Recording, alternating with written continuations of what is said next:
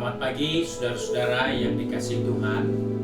Kita jumpa lagi dalam renungan pagi GPD Bethesda Makassar. Pagi ini saya akan baca dari buku Titus pasal 3 ayat 4 dan ayat yang kelima. Firman Tuhan berkata sebagai berikut. Tetapi ketika nyata kemurahan Allah, Juru Selamat kita dan kasih-Nya kepada manusia, pada waktu itu Dia telah menyelamatkan kita, bukan karena perbuatan baik yang telah kita lakukan, tetapi karena rahmat-Nya oleh permandian kelahiran kembali dan oleh pembaharuan yang dikerjakan oleh Roh Kudus.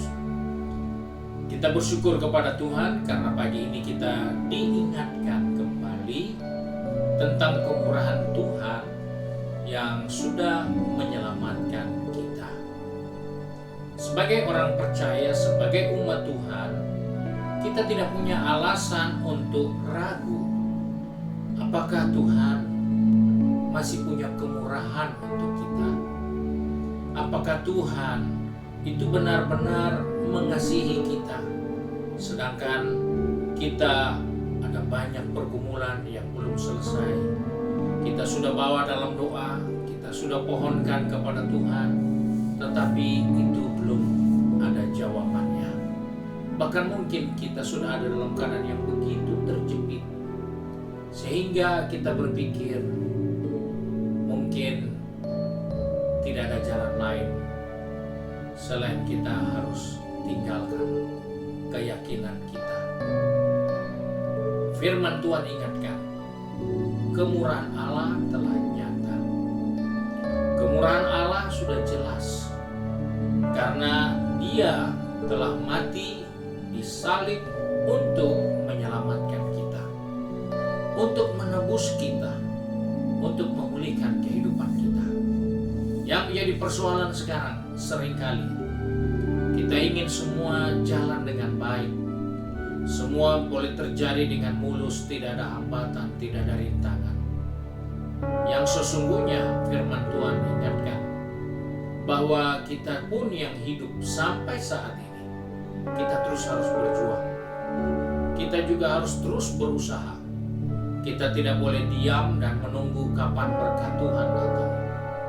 Karena kita tidak diselamatkan untuk menjadi orang yang pasif seperti itu, tapi kita tetap menjadi orang yang aktif dan lebih optimis karena kita percaya Dia menyelamatkan kita sementara kita ada di dalam dosa. Dia beri kemurahan-Nya yang besar itu sementara kita belum tahu berbuat yang benar ataupun yang baik. Dia sudah nyatakan itu di salib bagi kita, sehingga kita tidak punya cukup alasan untuk meragukan akan kemurahan Tuhan, untuk meragukan bahwa hidup ini sepertinya kita berjuang sendiri. Hidup ini sepertinya kita yang harus atasi sendiri. Karena untuk menyelamatkan kita, itu bukan usaha kita, tapi itu pemberian Tuhan. Dan Rasul Petrus katakan, Dialah yang memelihara kamu. Jika Dia bisa selamatkan kita, maka tidak mungkin Dia tidak bisa memelihara kita. Tidak mungkin Dia tidak pedulikan kehidupan kita.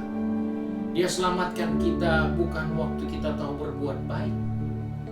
Dia selamatkan kita bukan waktu kita sudah jadi orang benar. Justru masih dalam keadaan berdosa, Dia sudah menyatakan kasih-Nya yang luar biasa. Oleh sebab itu, kita tidak punya cukup alasan untuk meragukan kemurahan Allah. Kita tidak punya cukup alasan untuk tidak percaya kepada Dia, karena kasih-Nya jauh lebih besar dari apa yang kita sudah dapatkan rasakan sampai saat ini. Bahkan untuk hal-hal yang ada di depan kita, Dia menyelamatkan kita dengan merencanakan hari depan yang penuh harapan. Bukan kecelakaan, tapi sesuatu yang luar biasa yang kita tidak pernah lihat, yang kita tidak pernah pikir, dan yang tidak pernah muncul dalam hati.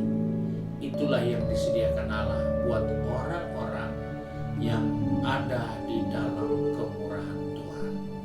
Sebab itu tetaplah ada di dalam Dia, dan tetaplah hidup dengan keyakinan kemurahan Allah lebih dari hidup yang kita jalani.